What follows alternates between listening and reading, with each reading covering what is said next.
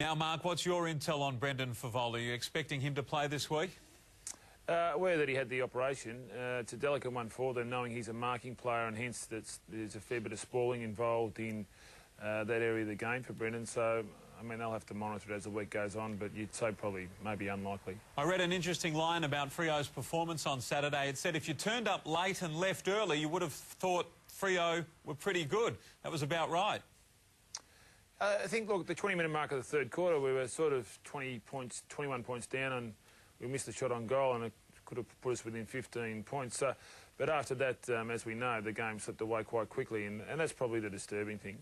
We know you've got so many young kids. I mean, are they getting tired now, Mark? And they certainly tired in the last quarter. Is that the danger in the second half of the season? Oh, I think what happened in the game on the weekend, well, I know, is we sort of lost 3 players throughout the course of the game. Now, whether that was second quarter or third quarter, it didn't matter.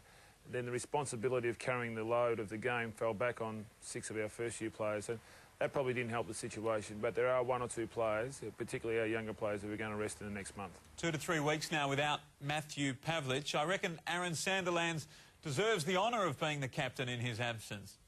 Yeah, well, it'll be one of the leadership group, and obviously Aaron's probably in the best form of all the guys in the leadership group. So that's an indicator.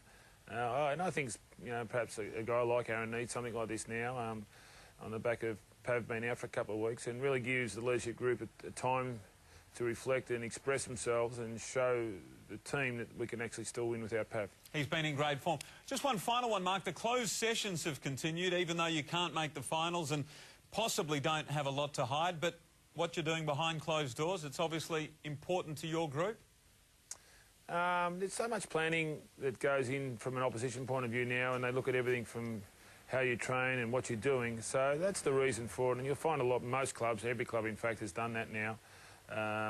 Occasionally we'll let the media into our main training session, and even this week we will too. So it doesn't always happen, but sometimes it has to happen. Time to pinch one. This might be the week. Carlton and Subi on Sunday. Good on you, Mark. Sounds good to me.